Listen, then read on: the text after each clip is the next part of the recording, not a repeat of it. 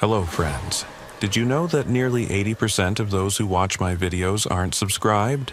If you enjoy the content, I'd truly appreciate it if you hit that subscribe button. It helps a lot. Also, don't forget to leave a like and share your thoughts in the comments. Your interaction not only supports the channel's growth, but also helps these stories reach more people. Thank you all for being here. By the way, where are you watching from? Let me know in the comments.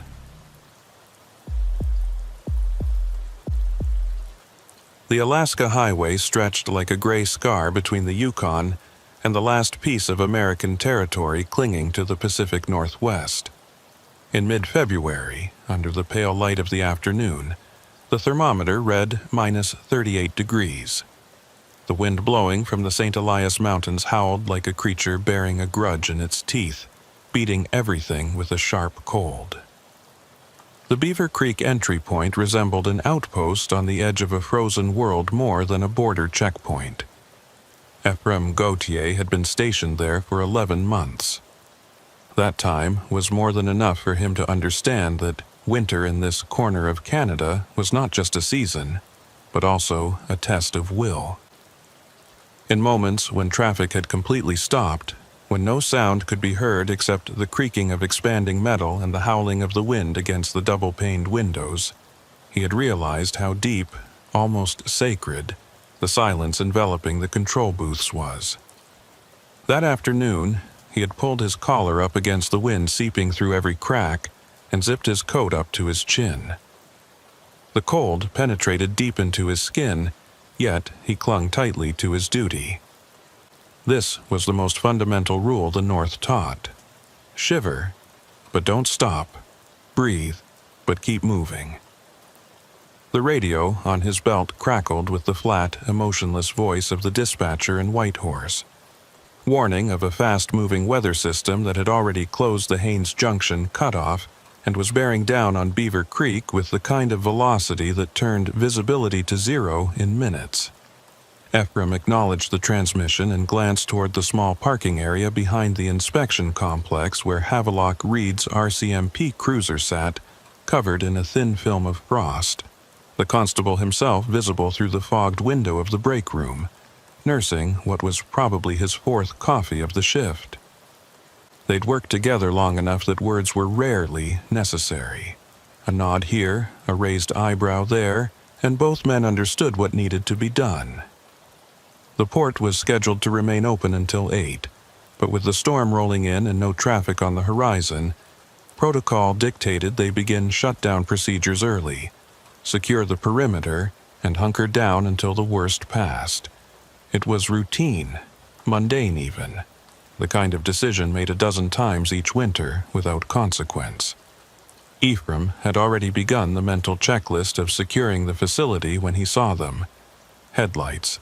2 pale points wavering in the distance like the eyes of something that shouldn't be on the road in conditions like this.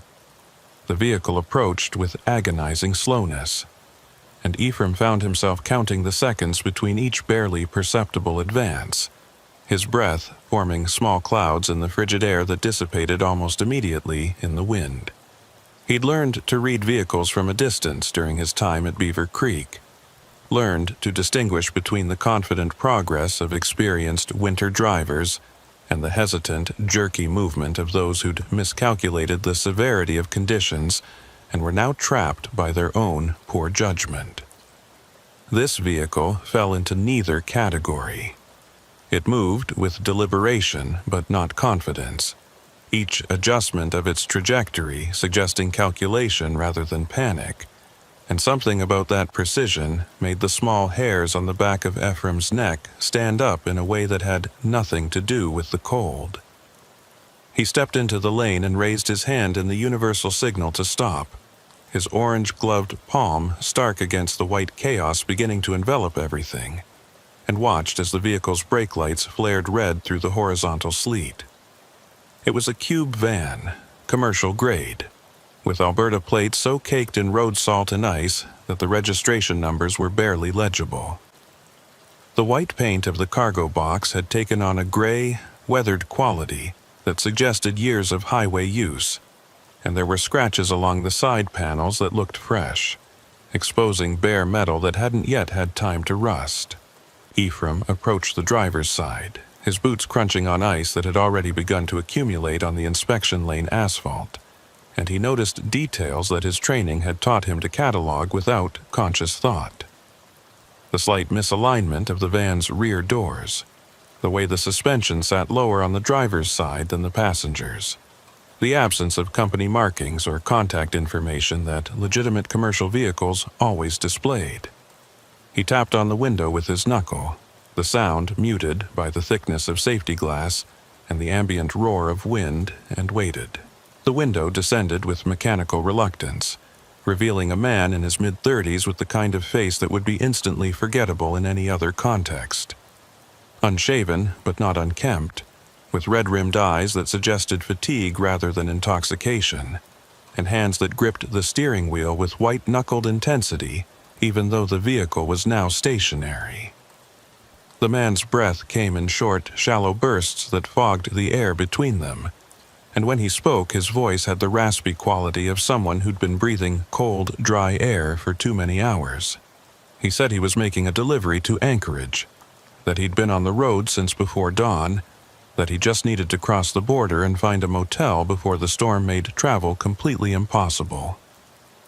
It was exactly the kind of explanation Ephraim heard regularly during winter months, delivered with exactly the right amount of exhaustion and frustration to be plausible, but there was something in the way the man's eyes kept darting to the rearview mirror, something in the tension of his jaw muscles that suggested the fatigue was masking something else entirely.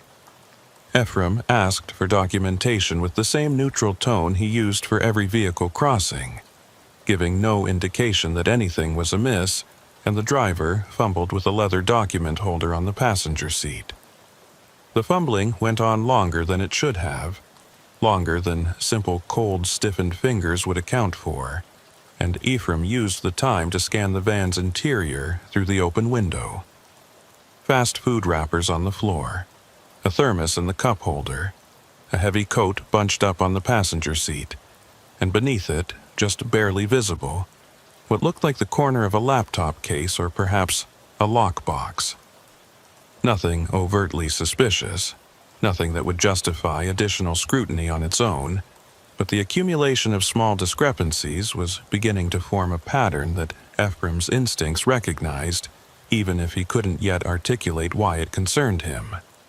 The documents, when they finally emerged, told their own story. The manifest was printed on standard form paper rather than the pre-printed commercial stock that legitimate shipping companies used, and the shipper's address in Whitehorse led to a residential street that Ephraim knew housed nothing but single-family homes and a small convenience store. The declared cargo was listed as machine parts and industrial supplies, with a total weight that seemed low, given the visible sag of the van's suspension, and the customs declaration bore a signature that was little more than an illegible scrawl. Individually, each discrepancy could be explained away. Budget shippers used cheap paper, small operations ran out of residential addresses, tired drivers signed forms without care. But taken together, viewed through the lens of 11 months spent learning to distinguish legitimate commerce from its carefully constructed imitations, the documents represented something that demanded further investigation. Ephraim informed the driver that he'd need to proceed to secondary inspection, keeping his tone apologetic, almost regretful, as though this was purely procedural rather than based on reasonable suspicion. The driver's reaction was instantaneous and revealing. Not the frustration or resigned annoyance of someone facing an inconvenient delay, but a flicker of something that looked very much like controlled panic, visible for only a fraction of a second before his expression smoothed into neutral compliance. He agreed with a nod that was too quick, too emphatic, and climbed down from the cab with movements that seemed rehearsed, as though he'd anticipated this possibility and prepared for it. His boots hit the ice-covered asphalt with a sound that was swallowed immediately by the wind, which had intensified to the point where Ephraim had to lean into it to maintain his balance. and together they walked toward the secondary inspection bay while the storm closed in around them with the patient inevitability of something that could afford to wait. Havelock Reed had emerged from the break room by the time they reached the bay, alerted either by radio protocol or by the sixth sense that came with years of policing in places where backup was measured in hours rather than minutes. He stood beside the bay entrance with his arms crossed, his expression carefully neutral, but Ephraim could read the subtle tension in his posture that meant he'd assessed the situation and found it worthy of attention. They exchanged no words. None were necessary. Havelock would handle the driver interview while Ephraim conducted the vehicle inspection. A standard procedure that they'd executed dozens of times, but this time there was an edge to the familiar routine. A heightened awareness that suggested both men sensed they were dealing with something more significant than the usual border violations. The secondary inspection bay was a utilitarian concrete structure with walls that seemed to radiate cold despite the industrial heaters mounted near the ceiling. Fluorescent tubes cast harsh, shadowless light across the space, and the air smelled of diesel exhaust, floor cleaner, and the peculiar metallic scent that always accompanied extreme cold. Ephraim pulled on latex gloves that immediately began to stiffen in the temperature, flexing his fingers to maintain dexterity, and approached the rear of the van with the methodical care of someone who'd learned that rushing led to missed details and missed details led to failures that could cost lives. He documented the external condition first, photographing the scratches around the lock housing, the misaligned doors, the way the cargo box sat at a slight angle on its frame, as though the mounting points had been stressed beyond their design specifications. Each photograph was time-stamped and geotagged automatically, creating a chain of custody that would be scrutinized later by supervisors and prosecutors and defense attorneys looking for procedural errors. The lock on the cargo doors was a heavy-duty padlock, commercial grade, but showing signs of recent replacement, the metal still bright and unmarked by the road grime that covered the rest of the vehicle's exterior. Ephraim called out his intention to open the doors, waited for Havelock's acknowledgement from inside the interview room, and applied the bolt cutters to the lock's shackle with a grinding snap that echoed off the concrete walls. The doors swung open on hinges that squealed in protest, and the smell that emerged was immediate and complex. Diesel fuel, something organic with the sweet rot quality of decomposing matter, and beneath it all, a chemical tang that made his eyes water and his throat constrict. He'd encountered similar smells before during inspections, usually associated with improper cargo handling or agricultural products transported without adequate ventilation. But there was something about the intensity and combination of odors that set off alarm bells he couldn't consciously justify. The cargo box was packed with wooden crates stacked floor to ceiling with minimal space between them, each crate stenciled with alphanumeric codes that meant nothing without reference to the shipping company's internal system. Between and around the crates were loose bundles of pink fiberglass insulation that had been disturbed recently, leaving trails of fine particles suspended in the air that caught the light like toxic snow. Ephraim climbed into the box carefully, feeling the suspension sag under his weight with a groan of overstressed springs, and began the methodical process of photographing each crate before attempting to open it. The first crate required a crowbar to pry free the lid, which had been secured with screws rather than nails, an unusual choice that suggested whoever had packed the cargo wanted to be able to access the contents easily, but also wanted them to appear securely closed during casual inspection. Inside the first crate were machine parts exactly as declared on the manifest: steel brackets, bearing assemblies, hydraulic fittings wrapped in oil paper and packed with foam cushioning. Legitimate cargo, properly documented, raising no red flags. The second and third crates were similarly innocuous, containing industrial supplies that matched their descriptions and weights. And, for a moment, Ephraim felt the first stirring of doubt about his instincts. Perhaps he'd been wrong. Perhaps the driver's nervousness was simply the result of exhaustion and bad weather. and the document discrepancies were nothing more than the kind of administrative sloppiness that characterized small operations running on thin margins. He almost stopped there, almost closed the cargo box and waved the van through with nothing more than a notation in the log, but something made him continue to the fourth crate, the one positioned in the back corner where it would be the last inspected and the most likely to be overlooked if an officer was pressed for time or convinced by the legitimacy of the previous contents. The fourth crate was lighter than the others despite being the same size, and the wood was newer, the boards still pale and unseasoned rather than darkened by years of use and exposure. Ephraim's hands were shaking slightly as he worked the crowbar under the lid, though whether from cold or anticipation he couldn't say, and when the lid finally came free with a splintering crack, the contents made his breath catch in his throat with a physical force that had nothing to do with the chemical smell. Bundles of currency, both Canadian and American, wrapped in plastic and vacuum-sealed with a precision that spoke of organization and resources and repetition. He didn't touch them initially, didn't disturb the careful arrangement, just documented their presence with a series of photographs taken from multiple angles while his mind raced through the implications. This wasn't street-level drug money, wasn't the kind of small-time smuggling that characterized most border violations. This was institutional, systematic, the visible edge of something much larger. Beneath the currency were bricks of white powder pressed and wrapped and marked with symbols that his training had taught him to recognize: fentanyl or cocaine, or some synthetic variant designed to evade detection and maximize profit margins.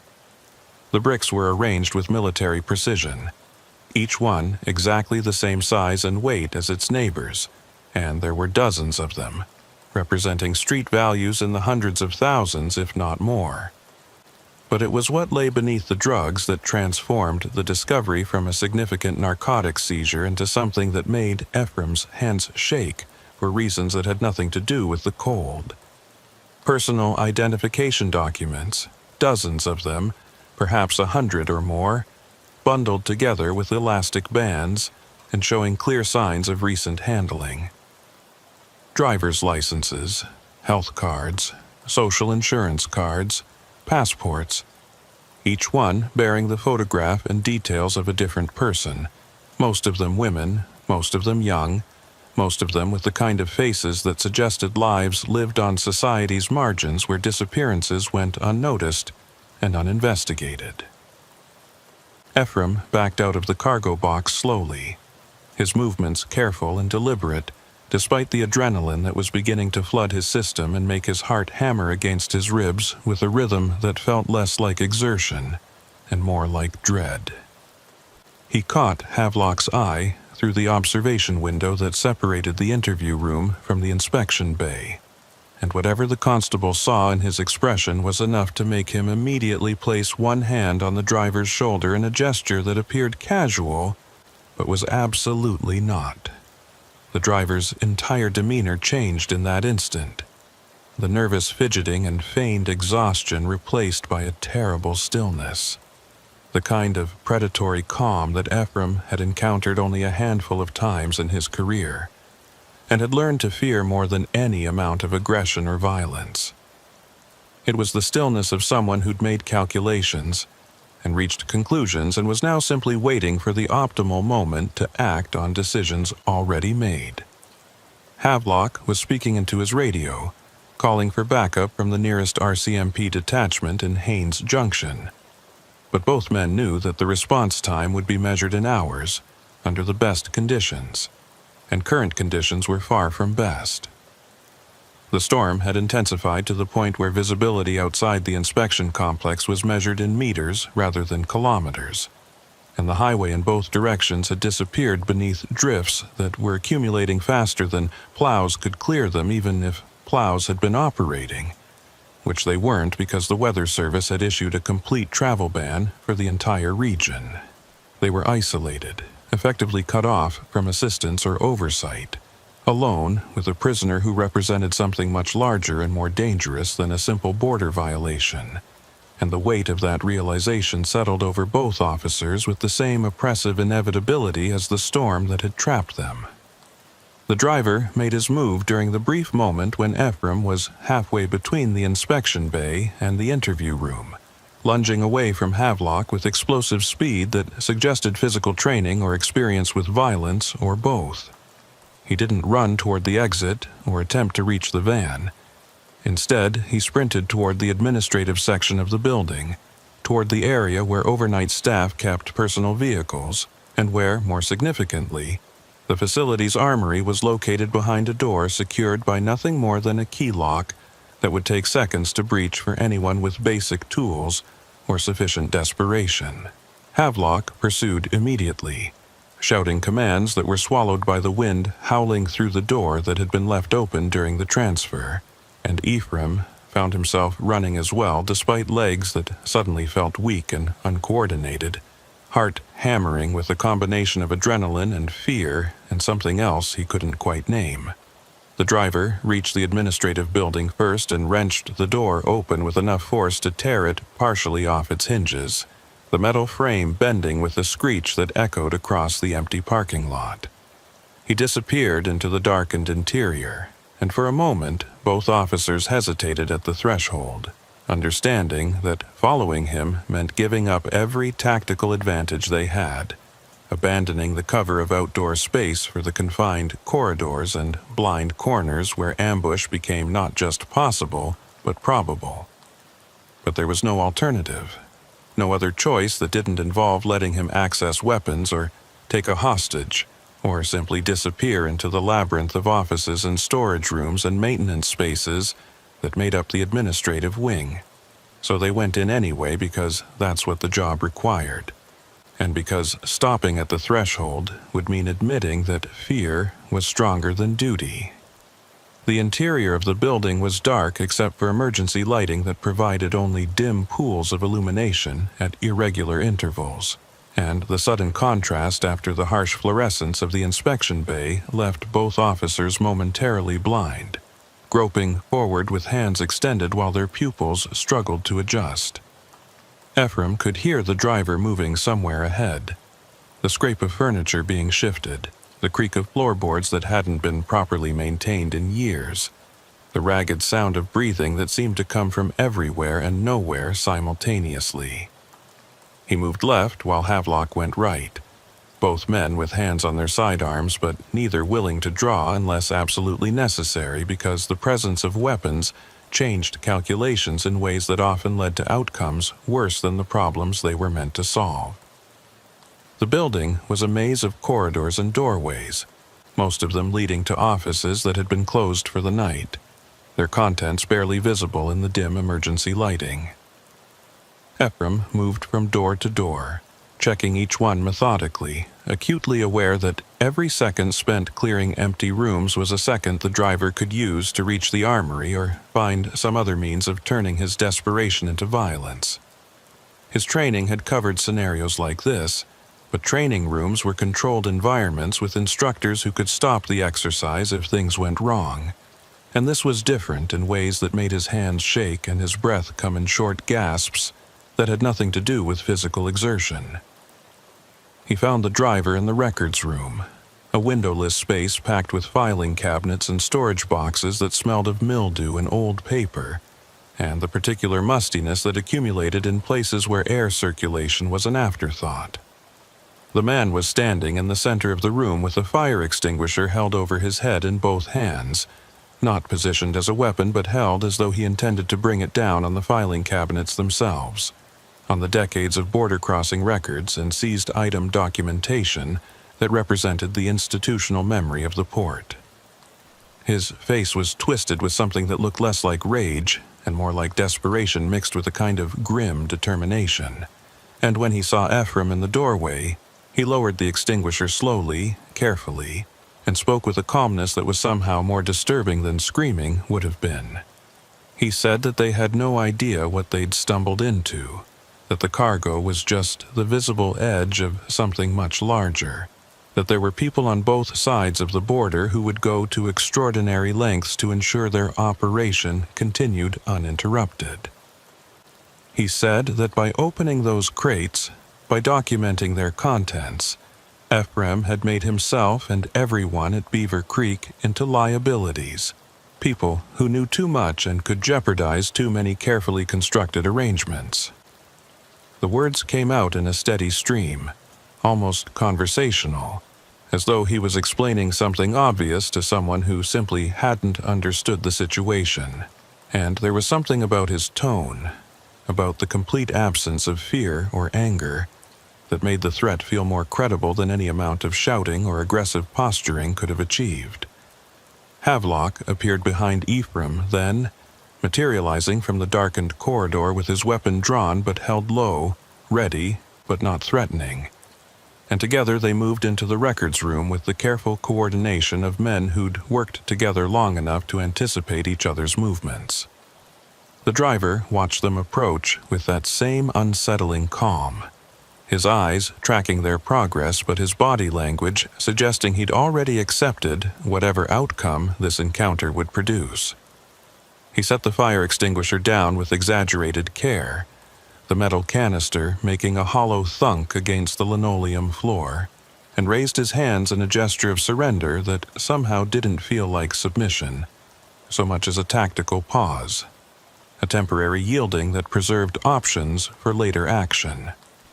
They cuffed him with the kind of excessive caution reserved for suspects who'd already demonstrated willingness to escalate, and led him to the holding cell that Beaver Creek maintained for exactly these situations.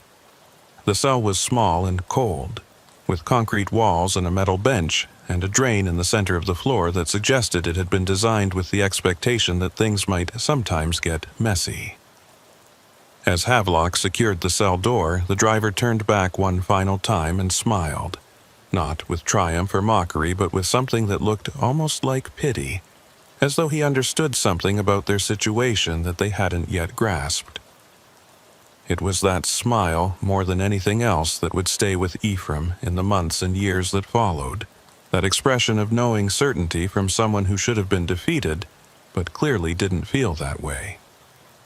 The storm settled in for the duration, transforming the world outside into an undifferentiated white void, where the boundary between ground and sky ceased to exist. Wind speeds exceeded 100 kilometers per hour, driving snow with enough force to scour paint from exposed metal and turn any unprotected skin frostbitten in seconds. The temperature dropped to -45, then -50, entering the range where breathing hurt and exposed skin froze almost instantaneously, and simply existing outdoors became a life-threatening proposition. Ephraim and Havelock took turns monitoring the prisoner and securing the evidence, working through the night as the building creaked and groaned under the assault, and the emergency generator kicked in to replace power lost when the main lines went down under the weight of accumulated ice. The prisoner remained calm throughout, sitting on the cell bench with his head tilted back against the wall and his eyes closed, looking for all the world like someone at peace. He didn't request food or water, didn't complain about the cold that was seeping through every crack and gap in the building's envelope, didn't engage with the periodic security checks that protocol required. His stillness was unnatural, suggesting either extraordinary self-control or perhaps a confidence that his situation was temporary, that whatever arrangements he represented would eventually correct this disruption and restore the interrupted flow of commerce. That possibility, more than any explicit threat, kept both officers on edge throughout the long hours of darkness, checking locks and windows and maintaining sight lines with a vigilance that exhausted them but couldn't be relaxed. Around 3 a.m, when exhaustion had reduced their situational awareness to a kind of numb autopilot and the storm showed no signs of relenting, Osric Penhale arrived. He was a highway tow operator who'd been returning from a call when the storm hit. Forced to take shelter at the port because there was simply nowhere else to go, and attempting to continue would have meant abandoning his truck to the drifts and walking to death in darkness. He appeared at the door like something conjured from the whiteout, covered in snow and ice to the point where he was barely recognizable as human.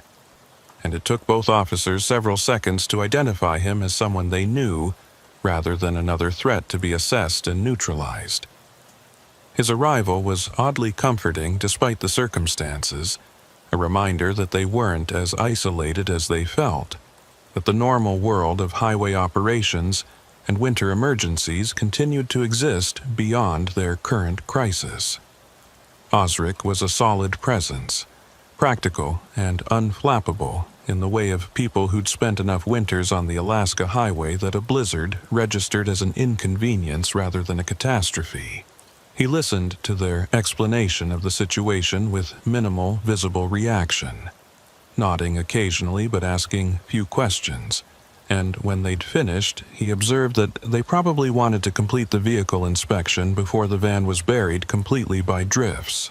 It was sound, practical advice delivered without judgment or drama, and Ephraim felt a flicker of embarrassment that he'd let adrenaline and anxiety override basic procedure. The first crate had been damning enough to warrant immediate arrest, but a proper inspection required documenting all cargo, and leaving that task incomplete represented a gap in the chain of custody that defense attorneys would exploit mercilessly during any subsequent trial. They went back out into the storm together, 3 men, bundled in survival gear and linked by safety lines because visibility had dropped to the point where it was possible to become disoriented and lost in the space between buildings. The wind had taken on a physical quality, not just resistance but active malevolence, pushing and pulling with enough force to knock a man off his feet if he wasn't prepared. The van was already half buried, drifts piling against its sides with a speed that was almost visible, and Ephraim had to shovel away snow just to reach the cargo box doors that he'd left unsecured. They worked by the light of battery-powered lanterns that cast wild swinging shadows and did little to penetrate the whiteout beyond their immediate vicinity, and the cold was so intense that metal tools stuck to exposed skin and latex gloves became brittle and tore. The remaining crates yielded more of the same, currency in amounts that represented years of systematic operation, narcotics in quantities that suggested wholesale distribution rather than street-level dealing, and most disturbingly, personal effects that could only have come from people who'd been transported as cargo rather than passengers. Clothing items, hygiene products, a child's stuffed toy that had been shoved into a corner and compressed by other cargo into something barely recognizable as its original form. Each item was photographed and logged with shaking hands that had nothing to do with cold and everything to do with the implications of what they were finding, the growing realization that they'd intercepted something far worse than a simple smuggling operation. Osric worked methodically alongside them, helping to offload crates and secure them in the evidence storage bay, asking no questions but clearly understanding the gravity of what they were uncovering. His presence was stabilizing, a reminder of normalcy in a situation that felt increasingly surreal, and both officers found themselves working more efficiently with him there, falling into a rhythm that made the horrific task marginally more bearable. By the time they finished, dawn was approaching, but invisible behind the storm, and all 3 men were exhausted beyond the point where adrenaline could compensate, running on will alone, and the knowledge that stopping meant leaving crucial work undone. The evidence storage bay became a grim museum of human trafficking and organized crime, crates stacked and labeled and photographed from every angle, a paper trail that would take prosecutors months to fully unravel and present in court. Ephraim stood in the center of it all and felt the weight of responsibility settle over him like a physical burden, the understanding that what happened next would depend on decisions he made in the coming hours, that any procedural error or lapse in judgment could compromise years of investigation and let guilty people walk free. The driver's words echoed in his mind. They had no idea what they'd stumbled into. That much was certainly true. The question was whether knowing would make their situation better or infinitely worse. By the time proper backup finally arrived late the following afternoon, fighting through partially cleared roads in a convoy of RCMP vehicles and border security supervisors, the immediate crisis had evolved into something more complex and bureaucratic. The prisoner was transferred to federal custody. The evidence was documented and seized according to protocols that filled dozens of forms, and Ephraim and Havelock gave preliminary statements that would be supplemented later by more detailed interviews and depositions. But beneath all the official procedure was the knowledge that they'd opened a door that couldn't be closed, that whatever they'd discovered would have consequences that rippled far beyond a single interception at a remote border crossing during a winter storm. In the weeks and months that followed, Ephraim learned more than he wanted to know about the network they'd disrupted. The investigation expanded to include multiple agencies and jurisdictions, revealing connections that stretched across both countries and involved players ranging from small-time couriers to organized crime figures to corrupt officials who'd spent years facilitating the flow of contraband and human beings across borders that existed more in theory than practice.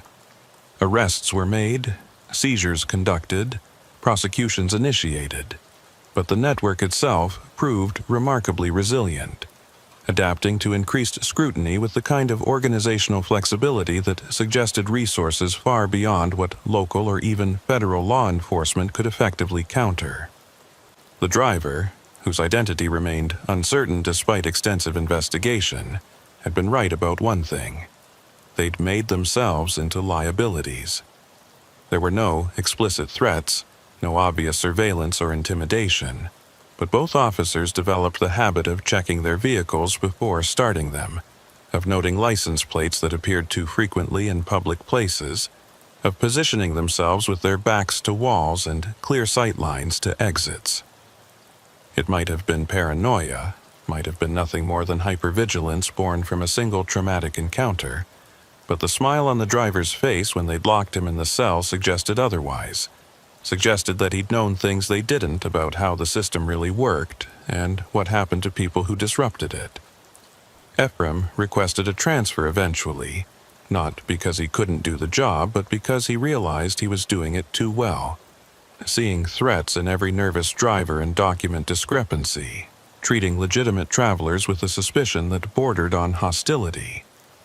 The border had revealed itself as something more complicated than a simple administrative boundary, more like a membrane where competing interests met and negotiated, and sometimes tore through with violence that diminished everyone involved. He didn't know if that night had changed him or simply revealed something about himself that had always been there. But either way, the person who'd stood in the primary lane and watched headlights emerge from the whiteout was gone, replaced by someone harder and less certain that the procedures he followed were adequate to the threats he faced. Years later, working a desk job reviewing intelligence reports in Ottawa, he would occasionally see references to operations and seizures that traced their origins back to that February night. The network had been degraded but never dismantled, its resilience a testament to economic forces that sustained it across decades and jurisdictions. He would read those reports with familiar tightness in his chest and remember standing in the whiteout with Havelock and Osric, three men doing their best to hold a line that seemed increasingly theoretical the more he understood about what flowed across it. That was the lesson he'd learned.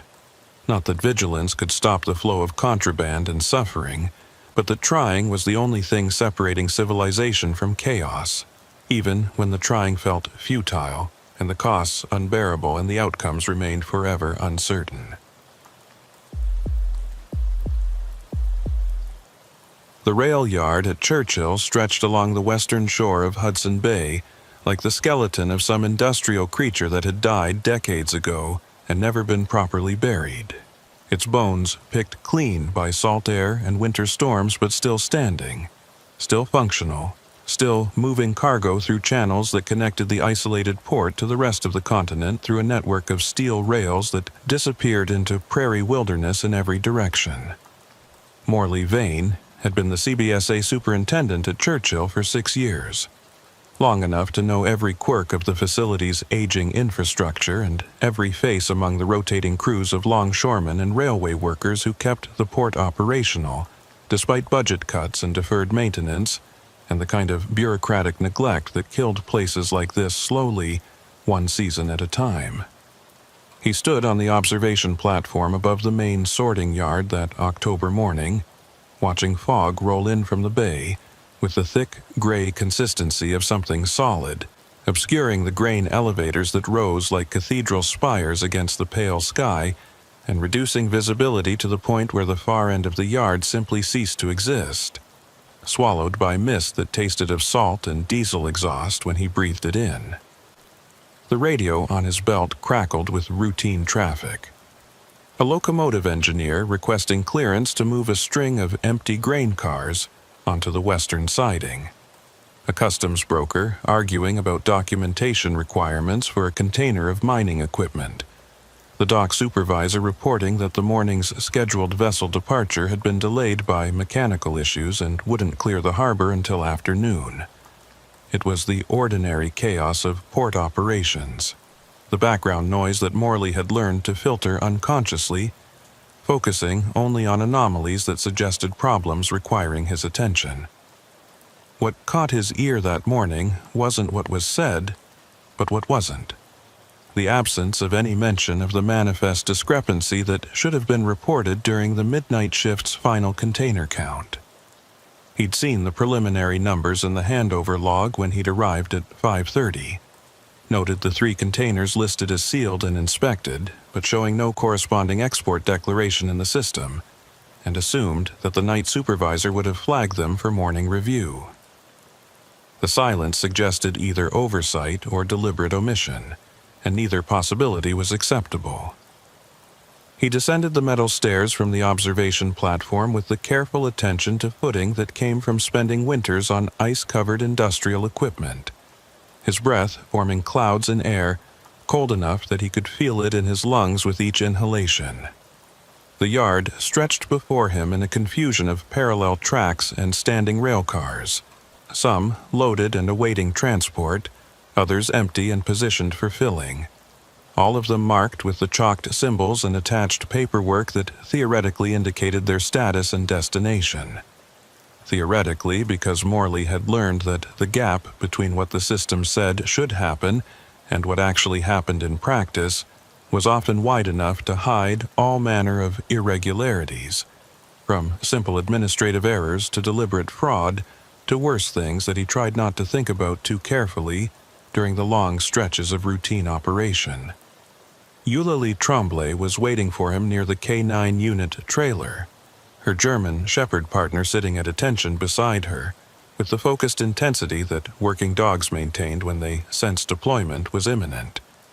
She'd been with Churchill's Canine Inspection Unit for 3 years, one of only 2 handlers assigned to the port, and her dog had proven itself repeatedly in finding concealed narcotics and currency during what were supposed to be routine agricultural cargo inspections.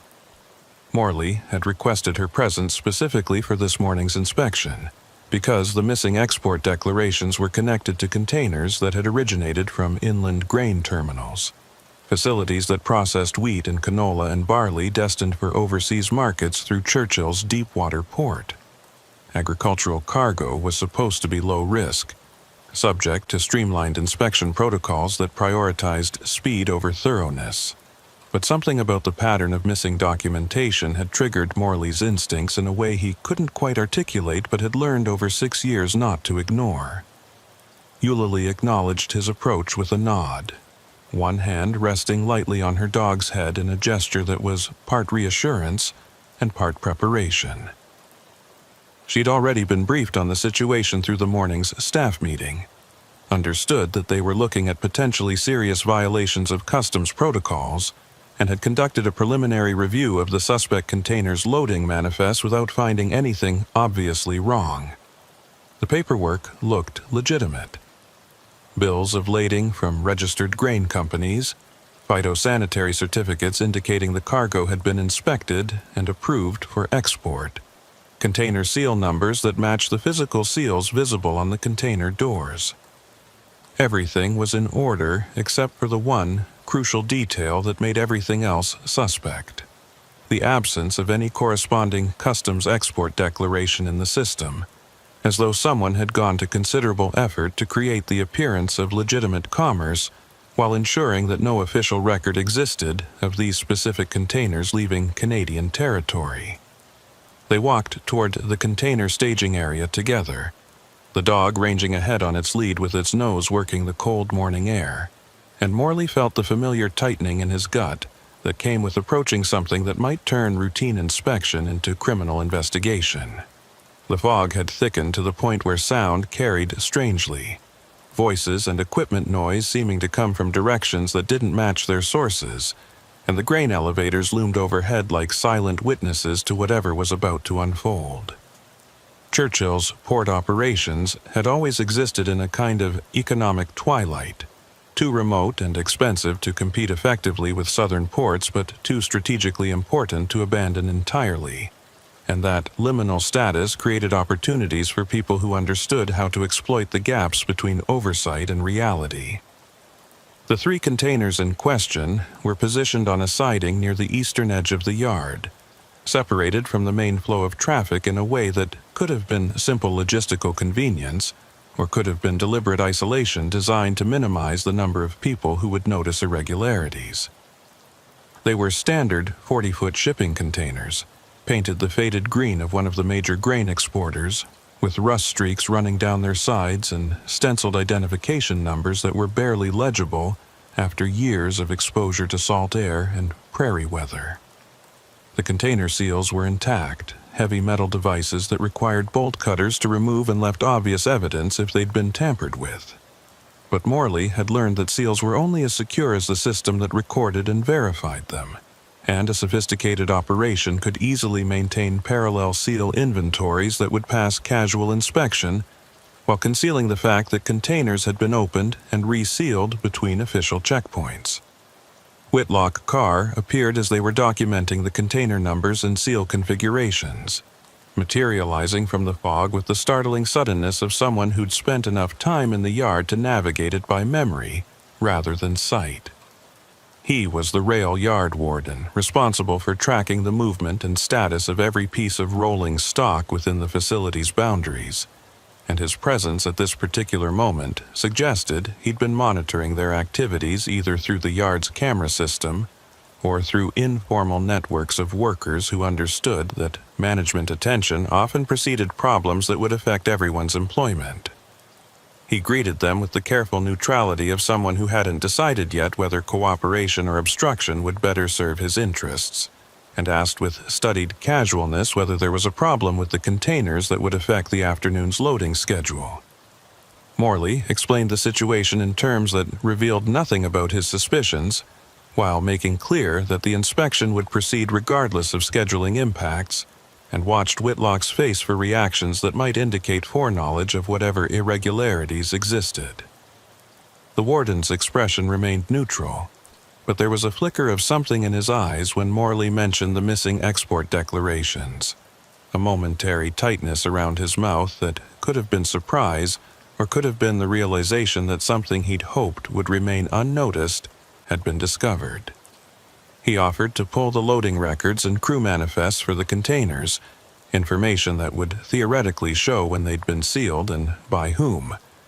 But his tone carried an undercurrent of reluctance that suggested the records might not be as illuminating as they should be. The first container opened with the screech of metal on metal as the securing bars were released, and the smell that emerged was wrong. Not overtly wrong. Not the overwhelming chemical reek or organic rot that would immediately indicate contraband or spoilage, but subtly wrong in a way that Morley's experience recognized, even if he couldn't immediately identify the source. Grain cargo had a distinctive smell, earthy and slightly sweet with undertones of dust and vegetable matter, and this container had that smell, but also something else beneath it. Something that suggested enclosed spaces and human occupation and waste products inadequately concealed. Eulalie's dog reacted immediately, pulling toward the container with an eagerness that indicated it had detected something of interest, and she gave the hand signal that released it to investigate while keeping it under voice control. The interior of the container appeared normal at first glance, filled nearly to capacity with bulk grain, the wheat kernels forming a slightly irregular surface that suggested mechanical loading through the roof hatch rather than the more expensive and time-consuming process of hand-filling through the doors. But as Morley's eyes adjusted to the dim interior illumination, he began to notice details that didn't align with legitimate grain transport. The surface of the grain showed compression patterns that didn't match the random settling that would occur during rail transit, instead displaying linear depressions as though something heavy had been placed on top and then removed. The container walls showed scratches near the ceiling level, fresh gouges in the paint that suggested recent contact with metal objects or equipment. And most tellingly, there were ventilation holes drilled through the container walls near the roofline. Crude but functional openings that had been made from the inside and partially concealed with tape and rust-colored paint.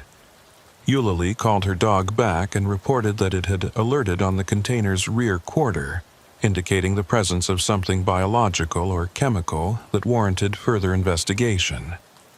Morley ordered the container offloaded and completely inspected, knowing, even as he gave the instruction, that they were crossing a threshold from routine inspection into something that would consume the rest of the day and possibly much longer, that would require notifications to supervisors and coordination with RCMP, and might ultimately reveal things that would force him to question his assumptions about how the port operated and who could be trusted. Whitlock volunteered to arrange for a front-end loader to move the grain, but Morley declined, and instead called for the specialized vacuum equipment used for hazmat cargo handling, equipment that would allow them to remove the grain systematically while preserving any evidence that might be concealed within or beneath it. The second container yielded similar anomalies: the wrong smell, the compression patterns in the grain surface, the ventilation holes that had no legitimate purpose in agricultural cargo transport. But it was the third container that transformed suspicion into certainty. When the doors opened, the smell was unmistakable: human waste, poorly ventilated body odor, and beneath it all the chemical tang of medications or cleaning products. The grain surface showed obvious disturbance, with clear impressions of rectangular objects that could have been crates or pallets or makeshift sleeping platforms.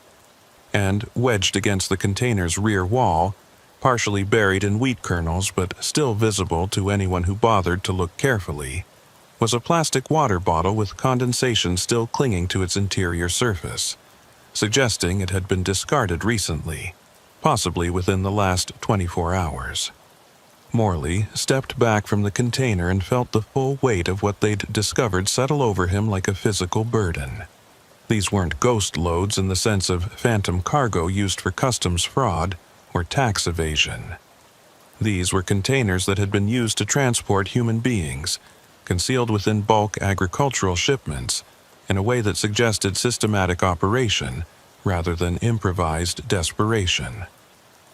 The ventilation holes, the compression patterns, the water bottles, all pointed to a smuggling operation that was using Churchill's grain export infrastructure to move people alongside, or instead of legitimate cargo, exploiting the streamlined inspection protocols that agricultural shipments received, and the assumption that no one would look too carefully at containers supposedly filled with nothing more suspicious than Canadian wheat.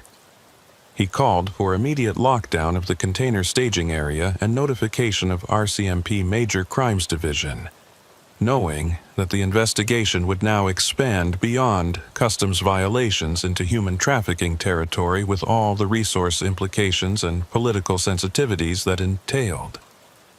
Eulalie secured her dog and began documenting the container's exteriors with systematic photography, capturing every detail that might later prove relevant in court proceedings or investigative analysis. Whitlock had disappeared back into the fog without explanation, a departure that Morley noted mentally as potentially significant but couldn't address immediately given the more pressing requirements of securing the scene and preserving evidence.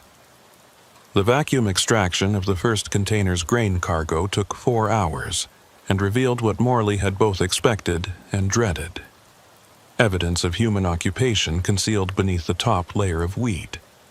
There were items of clothing, mostly cheap manufactured garments of the kind sold in bulk to migrant workers or provided by trafficking organizations. There were food wrappers and empty water bottles, dozens of them, suggesting multiple occupants over an extended period. There were hygiene items, crude and improvised, indicating that people had been confined in the container long enough to require sanitation arrangements.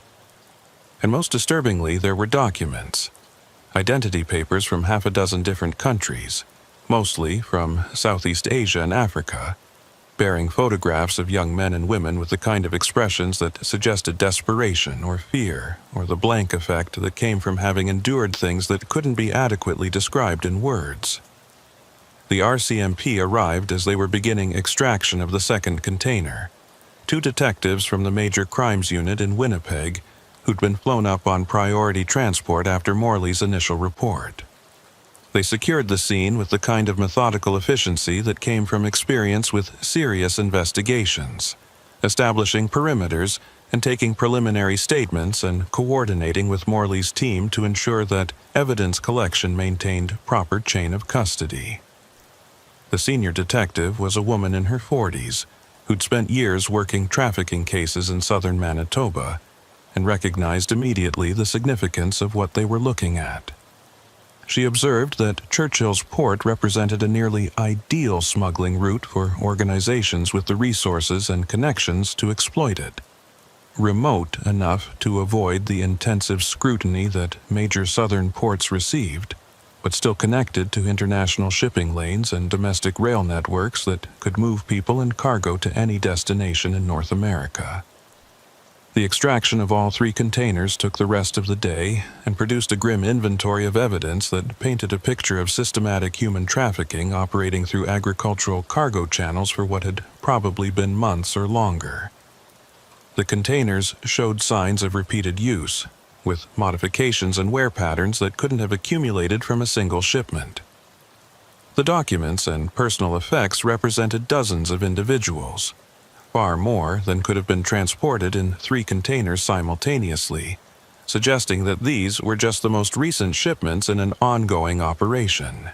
And the sophistication of the concealment methods, the attention to ventilation and minimal comfort requirements, and the coordination required to move people through official checkpoints without detection, all indicated organizational resources and insider knowledge that extended beyond simple criminal opportunism into territory that made Morley's stomach clench with implications he wasn't yet ready to fully articulate.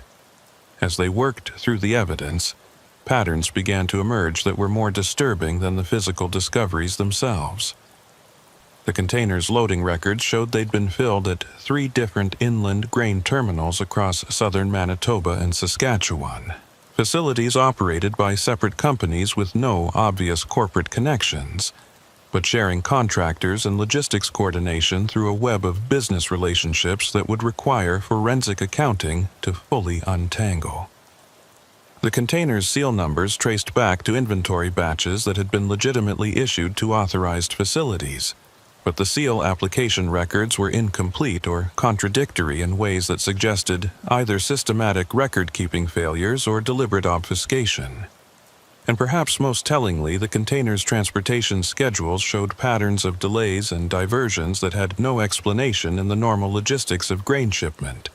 Periods of hours, or sometimes days, where containers simply sat on sidings with no documentation of why or under whose authority. Whitlock Carr had not returned by the time the sun set, and the temperature dropped, and the yard lights created circles of illumination in the fog that still hadn't lifted.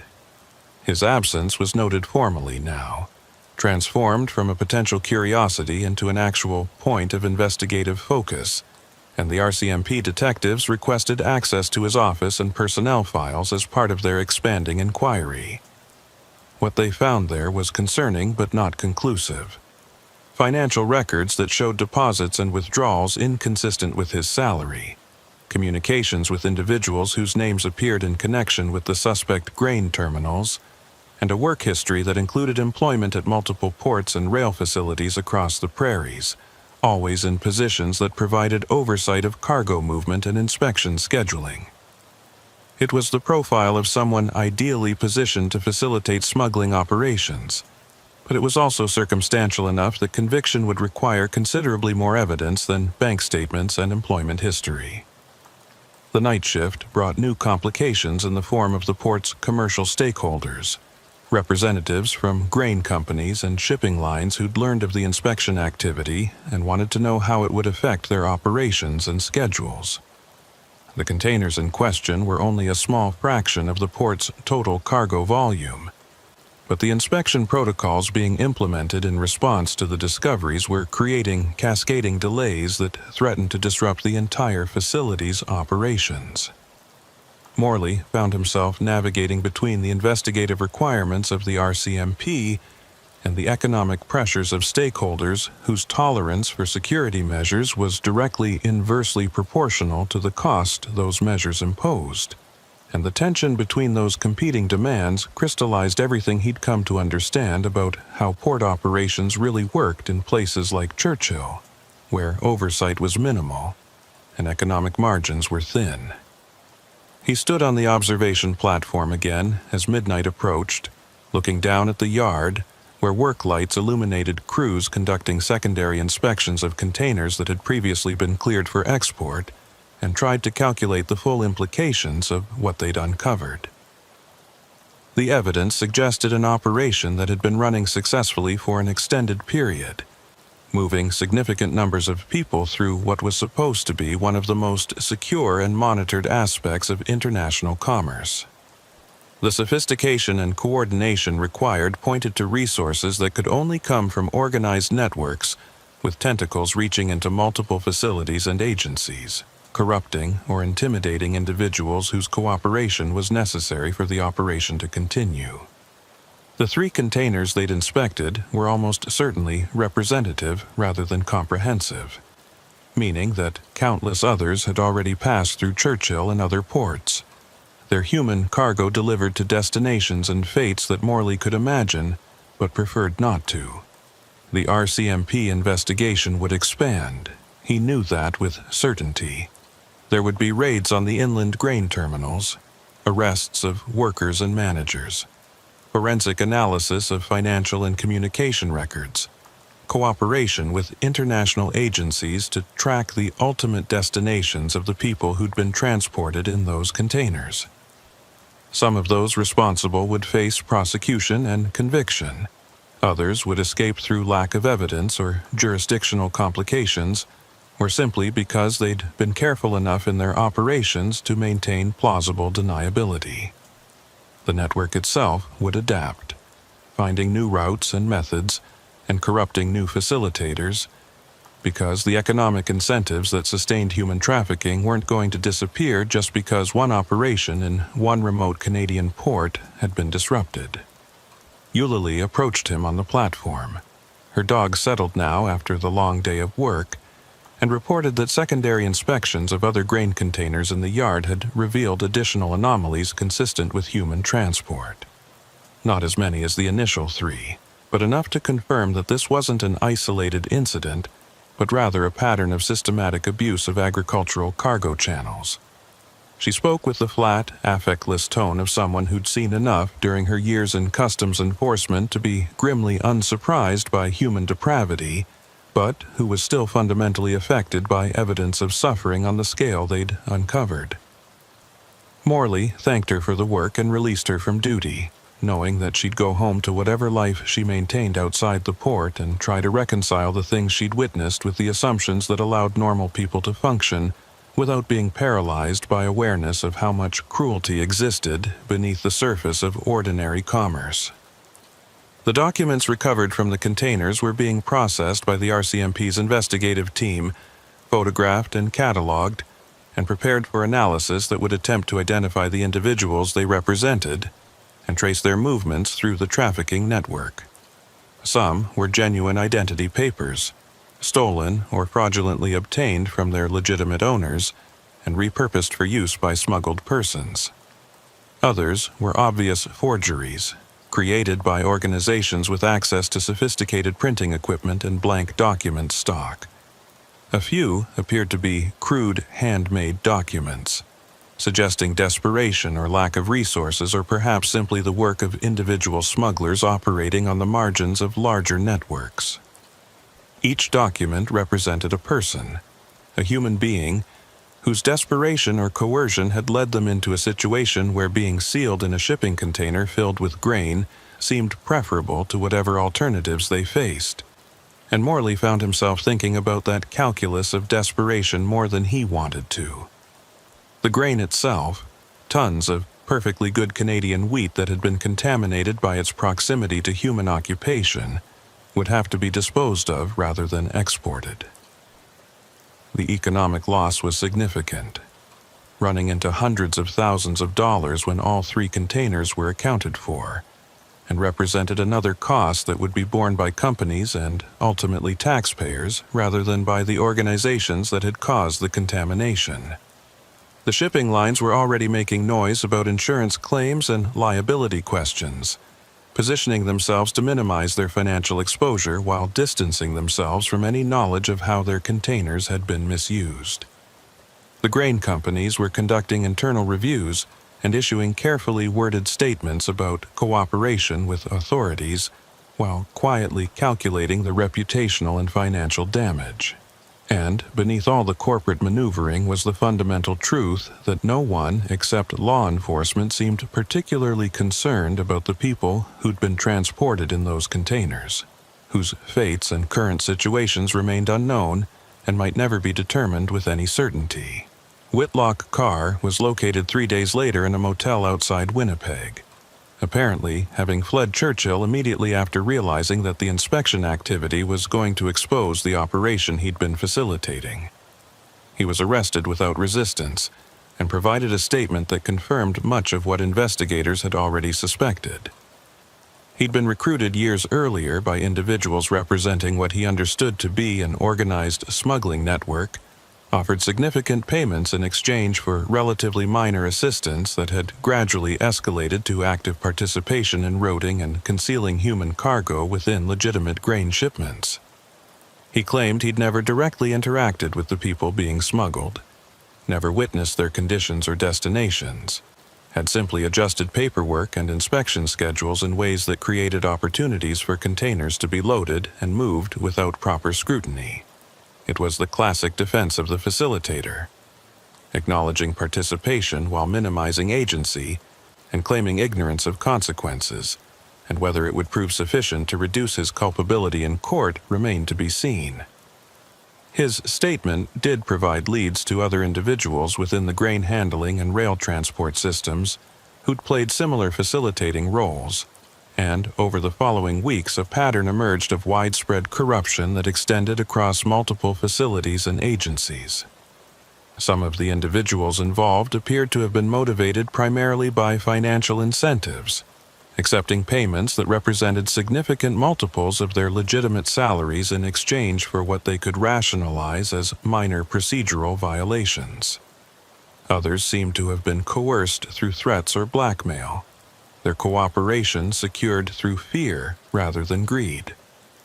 And a few appeared to have been true believers of some sort, motivated by ideologies or affiliations that made them willing participants in operations they understood were exploiting vulnerable people.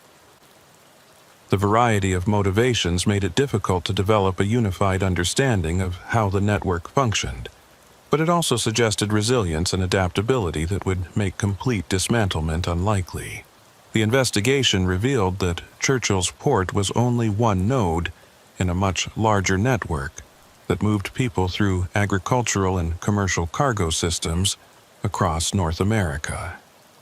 Similar operations had been identified at ports in Quebec and British Columbia, at rail yards in the Prairie provinces, at border crossings that handled primarily commercial traffic. The total scope was impossible to calculate with any precision, but conservative estimates suggested hundreds of people per month were being transported through these channels, generating revenues in the millions for the organizations that controlled them. The human cost was harder to quantify. Some of those transported were willing participants seeking better economic opportunities and willing to endure dangerous conditions to reach destinations where they could work illegally. while others were victims of trafficking operations that used debt bondage and coercion to maintain control and extract labor or sexual services after delivery. Morley remained at Churchill for another year after the investigation, working through the operational changes and enhanced inspection protocols that were implemented in response to what had been uncovered. The port's cargo volume decreased significantly as legitimate shippers moved their business to facilities with less scrutiny and faster processing times, and there were persistent rumors that Churchill's days as a functioning commercial port were numbered, that the combination of economic pressure and reputational damage would eventually force a closure that had been threatened but never executed for decades. He didn't know whether he hoped those rumors would prove true or false. Closure would mean job losses and economic devastation for the community. But it would also mean one less venue that could be exploited by organizations trafficking in human misery. And he'd come to believe that perhaps some economic activities weren't worth preserving if the cost was measured in human suffering rather than dollars. The personal effects and documents recovered from the containers were never successfully traced to specific individuals in most cases. The photographs were circulated through international law enforcement databases and immigration services, generating occasional matches to missing persons reports or asylum applications, but the majority remained anonymous faces that represented stories Morley would never know. He kept copies of some of the photographs in his office, displayed on a bulletin board that served no official purpose but that he found himself looking at during quiet moments when the routine of port operations threatened to numb him to the human reality beneath the bureaucratic procedures and commercial transactions. The faces looked back at him with expressions of hope or fear or exhaustion, reminders of why the work mattered even when it felt futile. Eulalie transferred to a position with CBSA's Intelligence Division in Ottawa, her expertise in detection and investigation too valuable to remain in a remote port with shrinking cargo volumes. She stayed in occasional contact with Morley, sharing updates on the larger investigation and the network disruption efforts that were ongoing across multiple jurisdictions. The picture that emerged from her updates was simultaneously encouraging and disheartening. Significant arrests and convictions had been achieved, but the networks themselves had adapted and reformed, finding new routes and methods and corrupting new facilitators with the same systematic patience they'd used to build their original operations. The fundamental economics hadn't changed. The desperation that drove people to trust smugglers and the profits that motivated organizations to exploit that desperation. And as long as those conditions persisted, the operations would continue regardless of how many individual nodes were disrupted. Years later, after Morley had retired from CBSA and taken a position teaching border security at a community college in Winnipeg, he would sometimes use the Churchill case as a teaching example when discussing the complexities of commercial cargo inspection and the vulnerabilities that sophisticated criminal organizations could exploit. His students, mostly young people who'd grown up with assumptions about secure borders and effective law enforcement, were consistently shocked by the scale of what had been uncovered and the extent to which legitimate commerce had been infiltrated by criminal enterprise. He would show them photographs of the containers and the evidence recovered, careful to avoid images of actual human suffering, but trying to convey the reality that lay beneath the statistics and case summaries. And he would emphasize the importance of instinct and attention to anomalies, the way that small inconsistencies in paperwork or unusual patterns in cargo handling could be the visible edges of operations that existed specifically to exploit the assumption that no one would look carefully enough to notice. He never told his students about the dreams he'd had in the months after the investigation, dreams where he opened container doors to find not evidence and abandoned belongings but actual people, alive and suffering, and accusing him with eyes that asked why he hadn't found them sooner, why he'd allowed so many previous shipments to pass unnoticed while they endured conditions that no human being should have to endure. The dreams had faded eventually, but never entirely disappeared, emerging during periods of stress or when news reports covered trafficking cases that reminded him of Churchill. They were the psychological price of the work, the cost of knowing too much about how the world really operated beneath its surface of normalcy and order, and he'd come to accept them as permanent rather than temporary afflictions.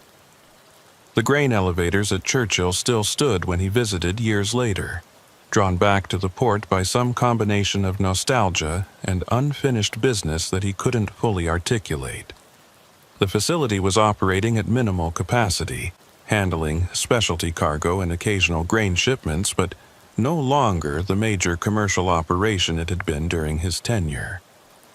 The rail yard was largely empty, tracks rusting and gradually being reclaimed by prairie vegetation, and the container staging area where he'd conducted the inspection that changed everything had been partially dismantled, the concrete pads broken and uneven. He walked through the abandoned sections and tried to reconcile the quiet decay with his memories of the place as a hub of activity, tried to determine whether its decline represented success in disrupting criminal operations, or simply economic reality catching up with a facility that had never been economically viable in the first place.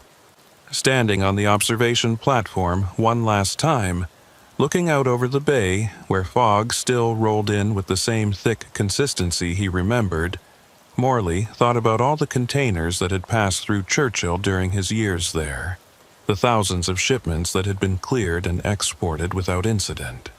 He thought about the 3 containers that hadn't been routine, that had revealed themselves through small anomalies that could easily have been overlooked by someone less experienced, or more focused on processing speed than thoroughness. And he thought about all the other containers at all the other ports, the vast infrastructure of global commerce that moved billions of tons of cargo annually, and that provided countless opportunities for those with sufficient sophistication and ruthlessness to conceal human cargo within legitimate shipments. The investigation had been successful by conventional measures, producing arrests and disrupting operations, and probably preventing future shipments through that particular route. But it had also revealed how little he really knew about what flowed through the systems he was responsible for securing, and that uncertainty would stay with him far longer than any sense of accomplishment.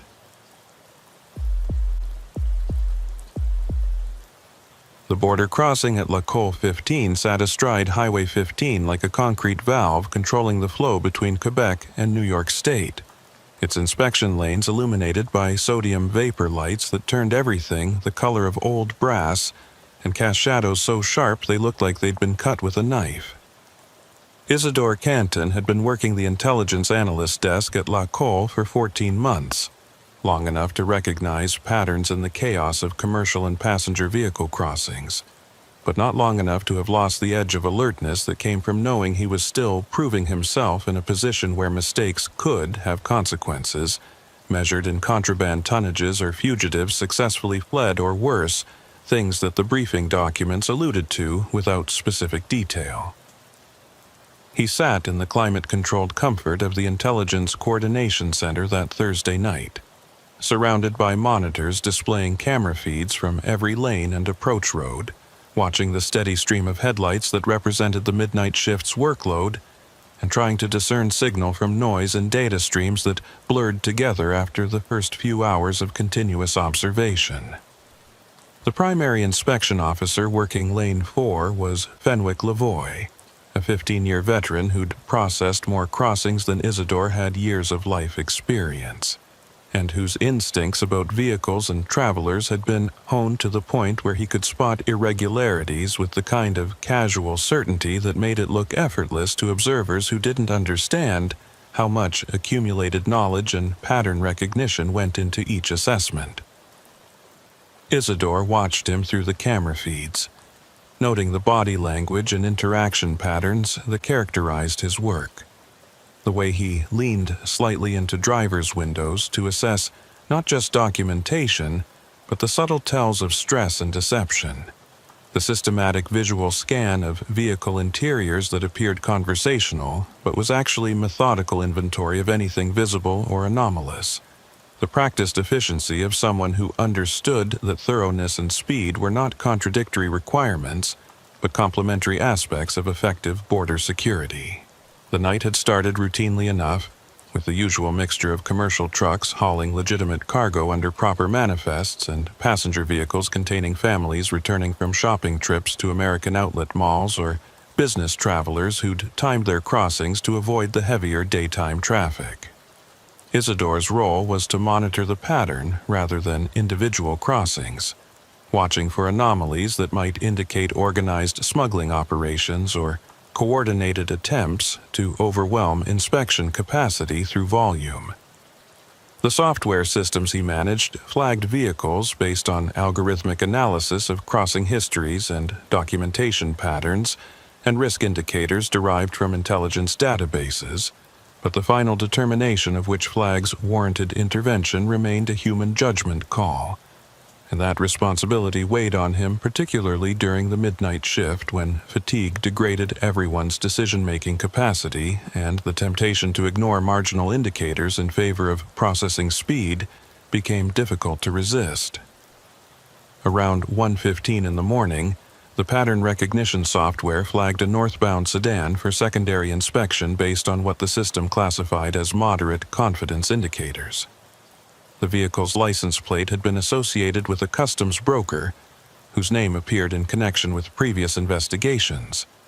The declared value of goods being imported fell into a range statistically correlated with structured smuggling designed to stay below mandatory inspection thresholds, and the crossing time fell within a window that analysis suggested was favored by professional smugglers seeking to exploit reduced staffing levels. Individually, none of these factors would have been sufficient to warrant intervention, but their combination triggered the algorithm's attention, and Isidore found himself studying the camera feeds with heightened focus as Fenwick conducted the primary inspection with his characteristic thoroughness. The driver was a woman in her late 20s, professionally dressed in the kind of business casual attire that suggested either legitimate commerce or carefully constructed cover, and she presented her documentation with the smooth confidence of someone who'd made this crossing many times before. Isidore watched the interaction through multiple camera angles, noting details that the software couldn't assess. The way her eyes tracked Fenwick's movements with slightly more attention than casual travelers typically displayed. The precise preparation of her documents suggesting she'd organized them before reaching the booth, rather than fumbling through a purse or glove compartment. The way her hands rested on the steering wheel with studied casualness that could have been either genuine comfort or conscious performance designed to project innocence. The documentation appeared legitimate at first review, commercial import papers associated with a registered customs brokerage firm. But when Isidore cross-referenced the broker's license number against the database, he felt the first stirring of concern that transformed routine flagging into something that might require intervention. The brokerage firm was registered and licensed. Those facts checked out without issue, but its operational history showed patterns that had attracted intelligence attention without yet rising to the level of actionable violations. The firm processed an unusually high volume of low-value imports, exactly the kind of structured activity that sophisticated smuggling operations used to establish patterns of legitimacy, while concealing occasional high-value contraband within the statistical noise.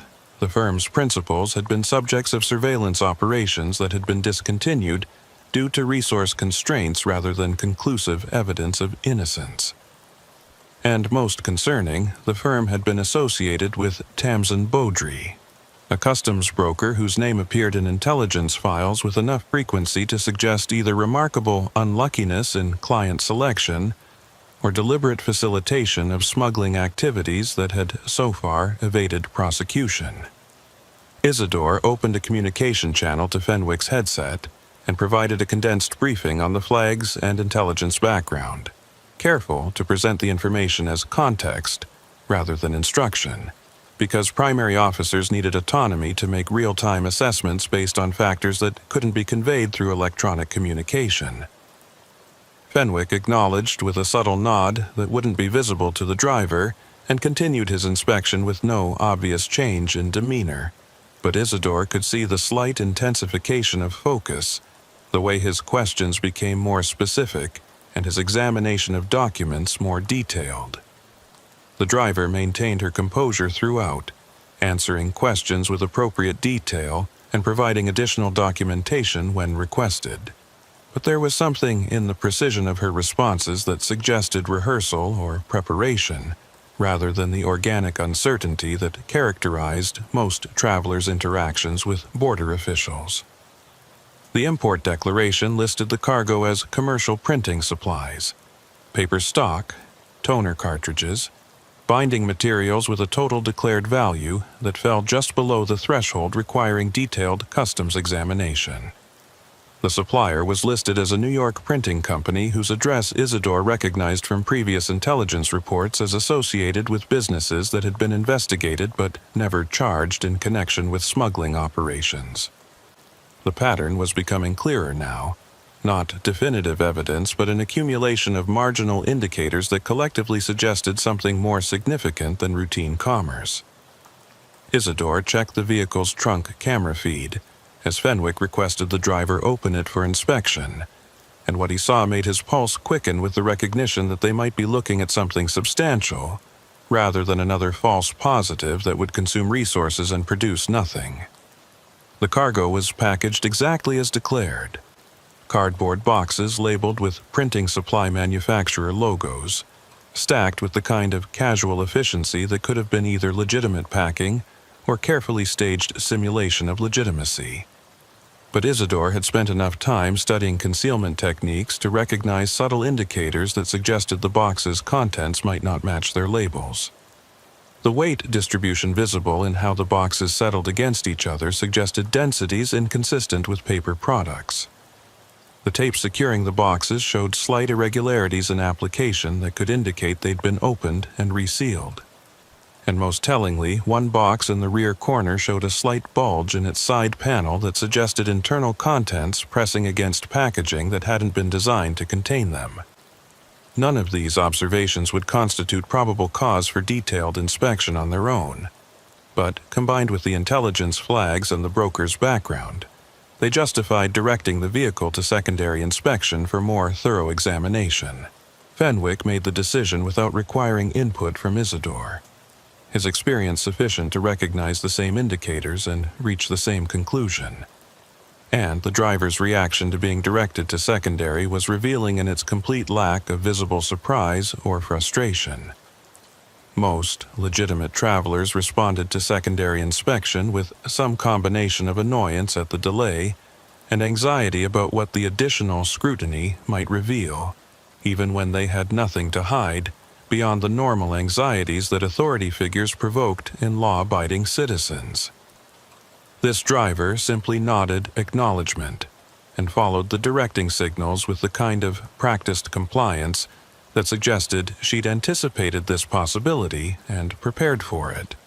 And that preparation itself was an indicator that transformed reasonable suspicion into near certainty that they were dealing with deliberate smuggling rather than innocent commerce.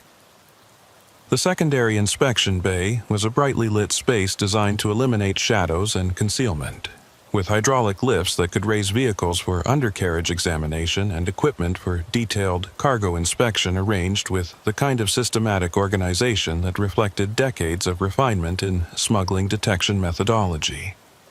Isidore left the coordination center and made his way to the bay to observe the inspection directly, his role shifting from remote analyst to on-scene coordinator for what might develop into a significant seizure requiring documentation and evidence preservation beyond standard protocols. The driver had been directed to a waiting area where she sat with the kind of patient composure that could have been either innocent confidence or professional discipline. And Isidore found himself studying her through the observation window while officers began the systematic examination of her vehicle and cargo. The first boxes opened contained exactly what their labels promised: reams of commercial printing paper, packaged and branded consistently with legitimate wholesale supplies.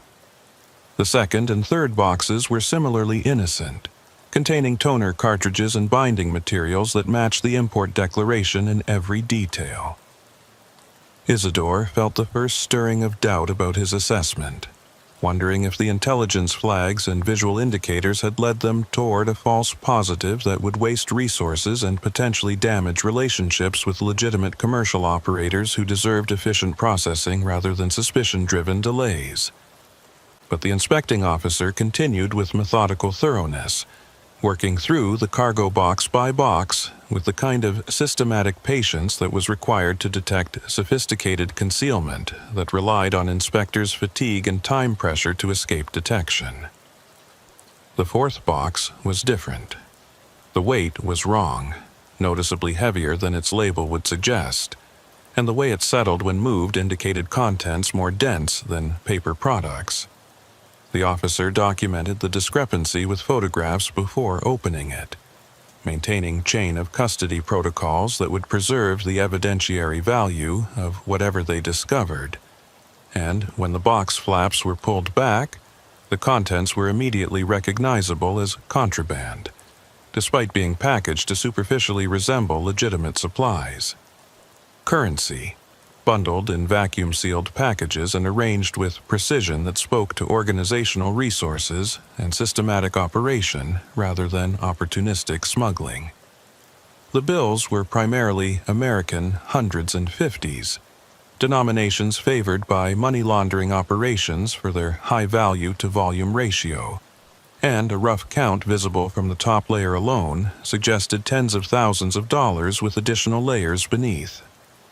The discovery transformed the inspection from routine verification into criminal investigation, triggering notification protocols that would bring additional resources and supervisory oversight to what had become a significant interdiction. Isidore returned to the coordination center to initiate the required notifications and begin the documentation process that would support whatever prosecutions or intelligence operations developed from the seizure. But part of his attention remained on the camera feeds showing the driver in the waiting area. Her composure had not changed despite the length of the inspection. No visible anxiety or nervous behaviors that would suggest awareness that her cargo was being discovered, and her situation was deteriorating from potential inconvenience to certain criminal liability. That sustained calm was itself suspicious, suggesting either remarkable confidence in her concealment methods or knowledge that she was protected by factors that made prosecution unlikely regardless of what was discovered. The subsequent boxes yielded more currency, the total quickly accumulating to amounts that suggested this was bulk cash smuggling associated with significant criminal enterprise rather than individual tax evasion or small-scale money laundering. But it was the final box that revealed the true complexity of what they'd intercepted. Beneath a top layer of legitimate printing supplies were documents, corporate records, financial statements, customs declarations, and shipping manifests that appeared to represent the administrative infrastructure of a significant smuggling network. The documents were organized with professional precision, suggesting they were either evidence being transported to secure storage or operational materials being moved to a new location, and their contents would require forensic accounting and intelligence analysis to fully understand but clearly represented information with implications far beyond the immediate currency seizure. Isidore photographed sample documents and initiated secure transmission to the CBSA Intelligence Directorate in Ottawa, knowing that analysts there would need to begin immediate assessment of whether the seized materials connected to ongoing investigations or revealed new networks requiring operational response. The driver was formally arrested and transferred to RCMP custody for processing, her sustained composure finally cracking slightly as handcuffs were applied, and she was read her rights, though even then her reaction was more resignation than surprise, as though she'd understood from the beginning that this outcome was possible and had simply been hoping to avoid it rather than believing she could. Her first request after being advised of her right to counsel was not for a lawyer, but to make a phone call, a request that was documented but denied pending initial processing, and the urgency with which she made that request suggested she needed to notify someone about the seizure. perhaps to trigger whatever protocols the organization had established for damage control when operations were compromised. The vehicle was impounded for detailed forensic examination that would search for additional concealment compartments or trace evidence that might provide leads to the network's operational methods and personnel. The currency was counted and documented under dual-officer protocols designed to prevent theft or tampering, the final total exceeding $200,000 and representing one of the larger seizures at Lacole in recent years. The documents were secured for analysis, their potential intelligence value possibly exceeding the significance of the currency itself if they proved to contain information about network structure or operational methods. And throughout the process, Isidore maintained the documentation that would form the foundation of whatever prosecutions or investigations followed, understanding that gaps or errors in his record-keeping could undermine months or years of subsequent work. Around 4 a.m, as the immediate processing was concluding and the adrenaline was fading into the kind of exhausted satisfaction that came from successful interdiction, Tamsin Beaudry arrived at the port. Her presence was not surprising given that the seized cargo was associated with her brokerage firm, but the timing of her arrival, well before business hours and without having been notified by CBSA, suggested she'd been alerted through other channels and considered the situation urgent enough to warrant immediate response. She presented herself at the commercial processing office with the kind of professional courtesy that barely concealed anger or anxiety, requesting information about the seizure and the status of her client with the precision of someone who understood exactly what questions to ask and how to frame them to maximize the information she could obtain while revealing minimum about her own knowledge or involvement. Isidore observed the interaction through camera feeds as the shift supervisor provided the minimal information that protocol required, noting Tamsin's reactions and the careful way she processed each piece of information as though calculating implications and determining responses. She was professional and controlled, making no admissions and no statements that could be construed as obstruction, but her focus on specific details of the seizure suggested she understood its significance beyond the immediate financial loss. She asked about the documents specifically, whether they'd been examined and what they contained, questions that the supervisor deflected with explanations about ongoing investigation and classified intelligence materials, and Isidore saw the flash of concern in her expression when those deflections made clear that the seized documents were being treated as significant intelligence rather than simply business records. The briefing documents that Isidore had reviewed during his training had covered the operational methods of corrupt customs brokers, explaining how they could facilitate smuggling through their privileged access to systems and their detailed knowledge of inspection protocols and enforcement patterns. A broker with sufficient experience and lack of scruples could time crossings to exploit shift changes or staffing gaps, could structure cargo and documentation to minimize inspection probability, could maintain relationships with compromised officials who would provide advance warning of enforcement activities or simply look the other way at critical moments. Tamsin Beaudry had never been charged with such facilitation, had maintained her license and professional standing despite appearing in intelligence reports with concerning frequency, and watching her now, Isidore understood why prosecution had proven difficult. She was careful and controlled, revealing nothing through word or demeanor that couldn't be explained as legitimate professional concern, and whatever knowledge or involvement she had in the smuggling operation would be insulated behind layers of deniability that would require extended investigation to penetrate. She left after obtaining what minimal information was available, promising to provide additional documentation about the cargo and her client once she'd returned to her office and accessed her records, promises that sounded cooperative but would likely produce carefully sanitized materials that raised more questions than they answered. Isidore made detailed notes of the interaction for inclusion in the intelligence file, understanding that seemingly innocuous details might prove significant when analyzed in connection with other information about the network's operations. The timing of her arrival, the specific questions she'd asked, The concerns she'd revealed despite her professional control all potentially provided insights into how the network functioned and what aspects of the seizure represented the greatest threat to its continued operation. The driver, when interviewed after initial processing, provided minimal information beyond confirming her identity and acknowledging that she'd been hired to transport the cargo from New York to Montreal. She claimed ignorance of the cargo's true contents, stating she'd been told she was moving printing supplies and hadn't questioned that explanation because she'd transported similar cargo for the same brokerage firm multiple times previously without incident.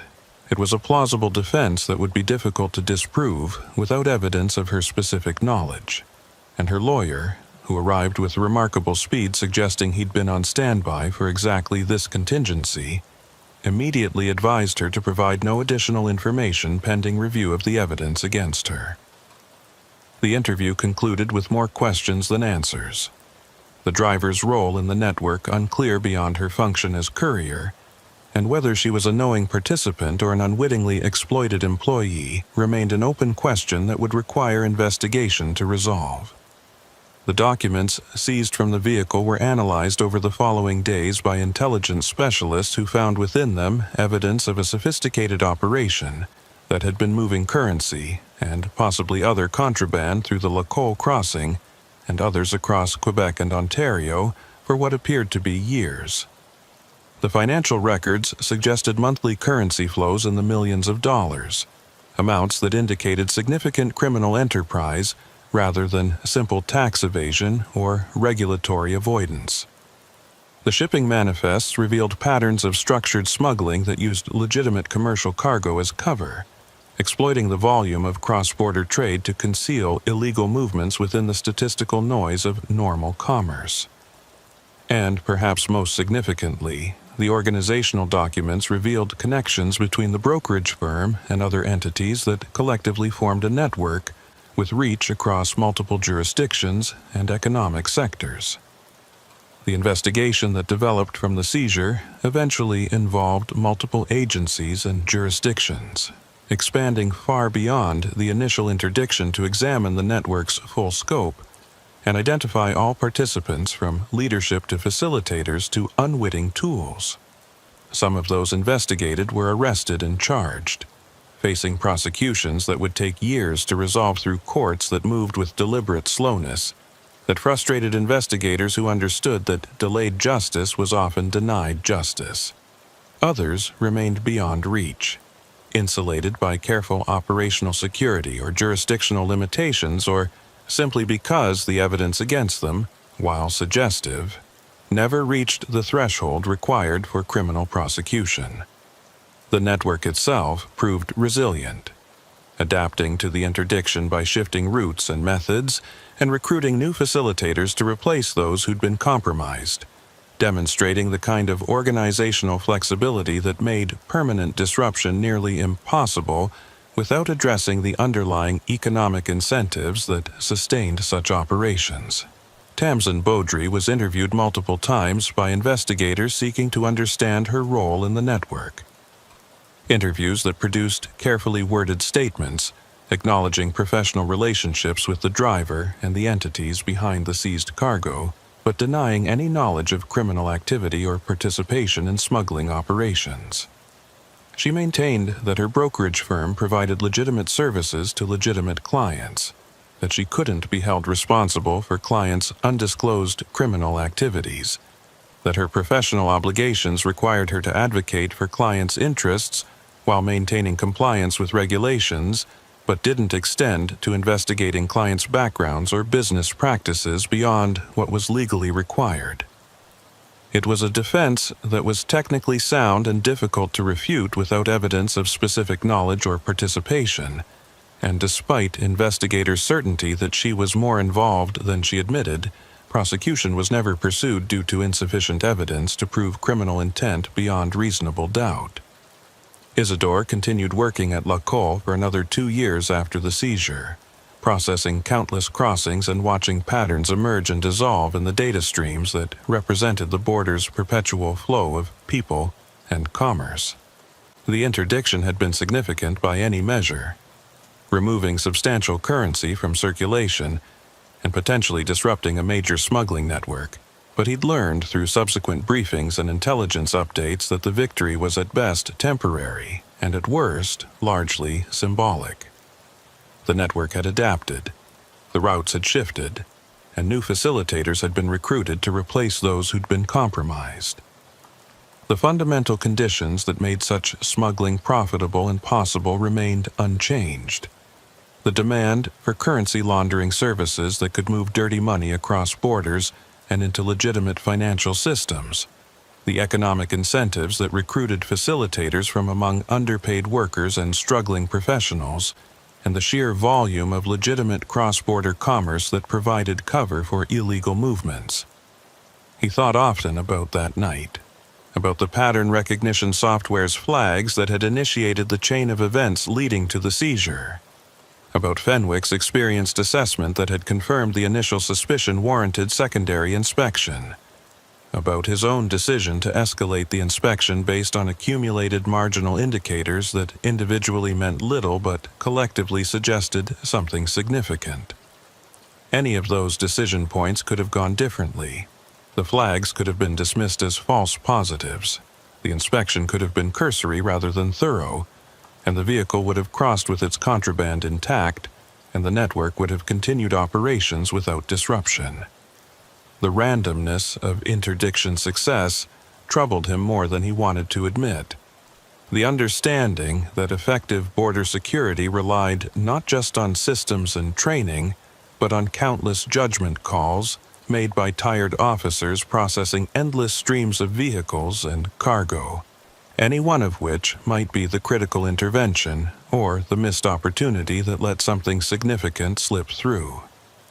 The documents he'd reviewed during the investigation revealed operational details that had transformed his understanding of how smuggling networks functioned in practice versus the theoretical models presented in training.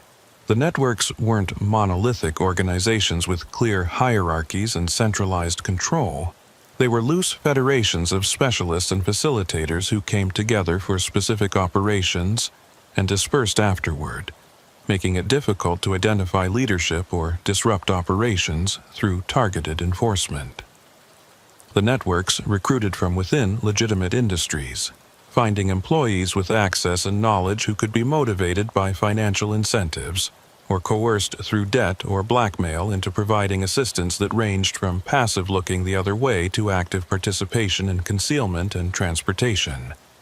And, perhaps most troublingly, the networks demonstrated remarkable resilience and adaptability, treating interdictions as business costs to be managed rather than existential threats, adjusting methods and routes with the kind of efficiency that legitimate businesses displayed when responding to market changes.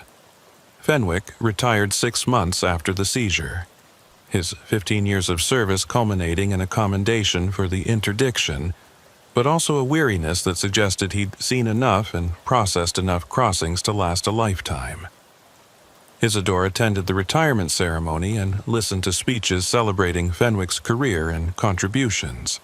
But afterward, during informal conversation over coffee, the retiring officer had shared perspectives that hadn't made it into official remarks. He'd talked about the futility he felt despite the successes, the understanding that every seizure was just a temporary interruption in flows that would resume through other channels, that the networks they were fighting had resources and motivation that far exceeded the capacity of border services to permanently disrupt them. He'd talked about the moral compromises required to function effectively, the need to balance thoroughness against processing efficiency, to make rapid assessments of people's honesty based on minimal information, to sometimes let marginal cases proceed because resources were finite and had to be concentrated where they'd have maximum effect. Those conversations had stayed with Isidore longer than the official recognition and case files, had shaped his understanding of the work in ways that training and procedures never could. He'd entered border services with idealistic notions about protecting sovereignty and preventing crime, but experience had revealed a more complex reality where success was measured not in absolute terms, but in marginal improvements, where victories were temporary and defeats were often invisible, and where the best that could be hoped for was to make smuggling slightly more difficult and slightly less profitable while accepting that it would never be eliminated as long as the economic conditions that sustained it remained unchanged. He'd also learned about the personal costs of the work, the psychological toll of constant vigilance and suspicion, of training yourself to see potential deception in every interaction and concealment in every cargo load. The analytical mindset that made him effective at pattern recognition and threat assessment leaked into his personal life in ways he hadn't anticipated, making him suspicious of inconsistencies in friends' stories and alert to evasions in casual conversations. He'd found himself scrutinizing servers at restaurants and clerks at stores, unconsciously assessing their demeanors for signs of stress or deception, unable to fully turn off the professional paranoia even during off hours.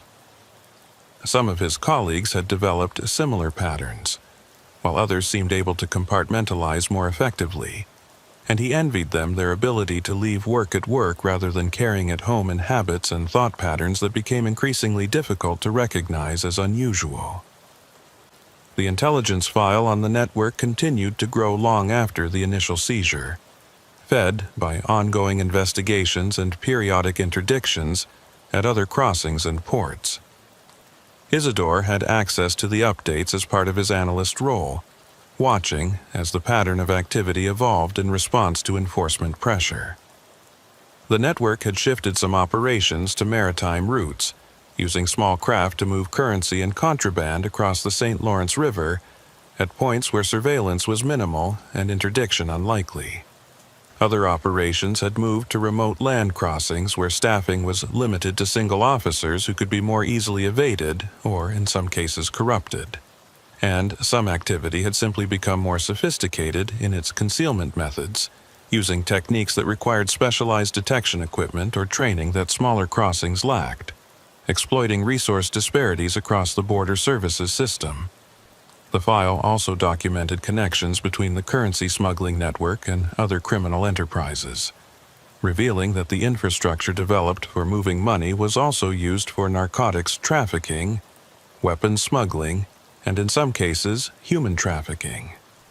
The specialization of smuggling services had created a marketplace where networks with proven routes and methods could be contracted by various criminal organizations, each paying for access to expertise and infrastructure that would be prohibitively expensive to develop independently.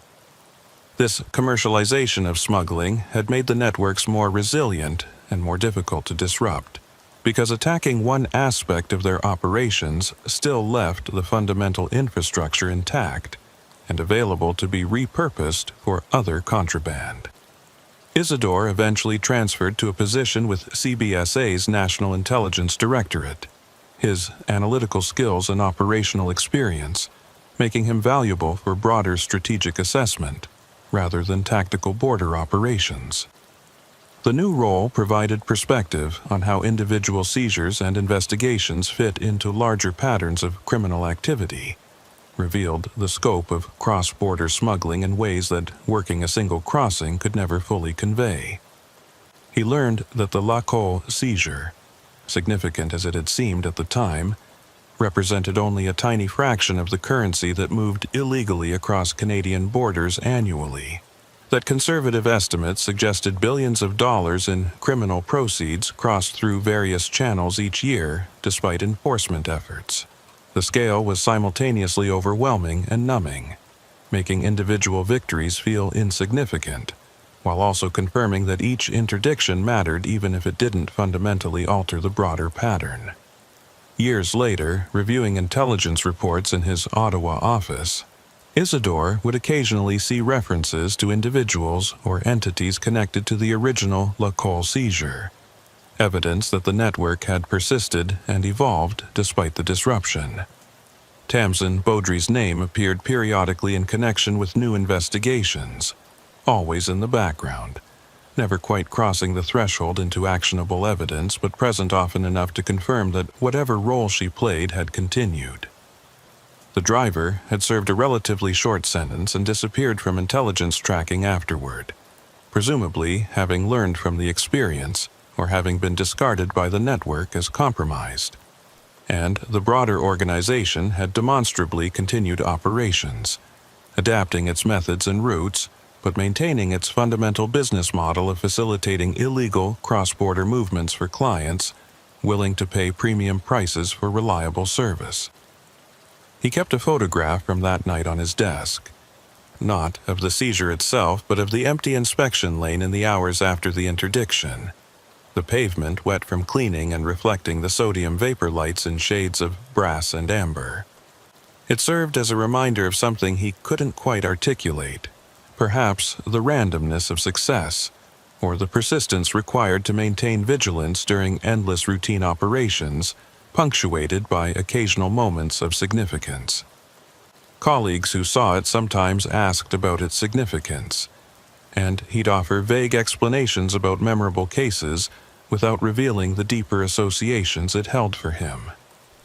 The understanding that border security was ultimately a game of probabilities and patterns, that the best that could be hoped for was to slightly shift the odds in favor of interdiction, while accepting that most contraband would successfully cross simply because the volume was too great and the resources too limited to catch everything. The training programs he helped develop for new intelligence analysts incorporated lessons from the Lacole case, using it as an example of how seemingly marginal indicators could combine to reveal significant smuggling operations when assessed by officers with sufficient experience and pattern recognition skills. He emphasized the importance of trusting analytical tools while not being enslaved by them, understanding that algorithms could identify patterns, but human judgment was required to determine which patterns warranted intervention. He stressed the need for patience and thoroughness during inspections, explaining how sophisticated concealment relied on inspectors' time pressure and fatigue to escape detection. And he tried to convey the psychological complexity of the work, the need to maintain suspicion without becoming cynically paranoid, to recognize potential deception without assuming everyone was dishonest. But he never quite managed to convey what that night had taught him about the nature of border security work, the fundamental tension between the illusion of control that official procedures and systems created and the reality of how porous borders actually were, despite best efforts at enforcement. He never found the words to explain how it felt to know that the seizure he'd helped facilitate, significant and commendable as it was, had probably been replaced by the network within days or weeks, that the same routes and methods were likely still being used with minor modifications to account for increased awareness. And he never successfully articulated the strange combination of pride and futility that came from knowing you'd done your job well, while understanding that the job itself was ultimately a holding action against forces too large and motivated to be permanently defeated. The midnight shift at Lacole continued without him, other analysts monitoring the same data streams and making the same kinds of judgment calls that had led to the seizure, occasionally succeeding in interdicting contraband and more often processing legitimate crossings without incident. Fenwick's replacement in Lane 4 proved to be similarly skilled, developing over time the same kind of practiced instincts that made effective border officers invaluable but impossible to fully systematize or replicate through training alone. And the pattern of commerce and crime continued to flow through the crossing, the vast majority legitimate and routine, a small percentage illegal but carefully concealed, and somewhere between those extremes a gray area of technical violations and marginal cases that occupied most of officers' attention and generated most of the uncertainty about whether intervention was warranted. Isidore visited Lacole occasionally on inspection tours or training exercises, walking through the familiar lanes and observation posts and remembering that night with the clarity that significant experiences maintained even as surrounding details faded with time. The crossing had been upgraded since his tenure. New systems and equipment installed to improve detection capabilities and processing efficiency, but the fundamental work remained unchanged. Vehicles approaching, officers assessing, decisions being made in seconds based on accumulated knowledge and pattern recognition and educated guesses about human nature. He wondered sometimes whether the driver whose arrest he'd facilitated ever thought about that night, whether the hours of transport before being stopped had included any awareness that she was being tracked and assessed, whether she'd felt the net closing or had been genuinely surprised when directed to secondary inspection. The currency from the seizure had been forfeited to the government after legal proceedings confirmed it was proceeds of crime, becoming part of the abstracted statistics about enforcement success that appeared in annual reports and budget justifications.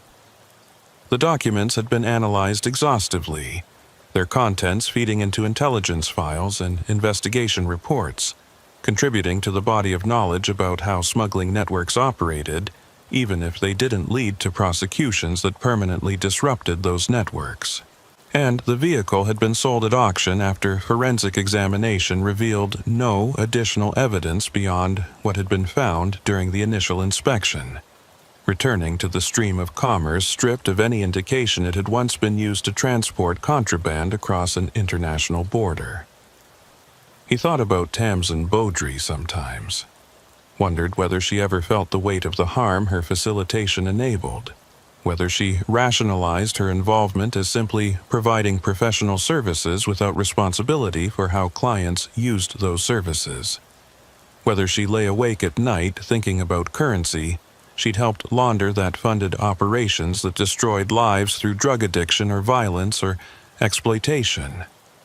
Or perhaps she never thought about it at all, had successfully compartmentalized her professional activities from any moral assessment of their consequences, had convinced herself that someone would provide these services regardless, and she might as well profit from the demand rather than leaving the opportunity to others. The psychology of facilitation fascinated and troubled him, the way ordinary people with professional skills could be recruited to enable extraordinary crimes through decisions that each seemed small and defensible in isolation, but collectively made terrible things possible. The border remained what it had always been, a legal fiction maintained through physical infrastructure and bureaucratic procedure, attempting to control flows that economics and human desperation ensured would continue regardless of official barriers. Isidore had learned to accept that reality without becoming cynical about the work, understanding that the goal wasn't to achieve perfect security but to maintain sufficient enforcement pressure that smuggling remained difficult and expensive and risky enough that it operated at the margins rather than overwhelming legitimate commerce. It was an endless task with no possibility of final victory, but that didn't make it futile, just required accepting that success was measured in marginal improvements rather than absolute solutions.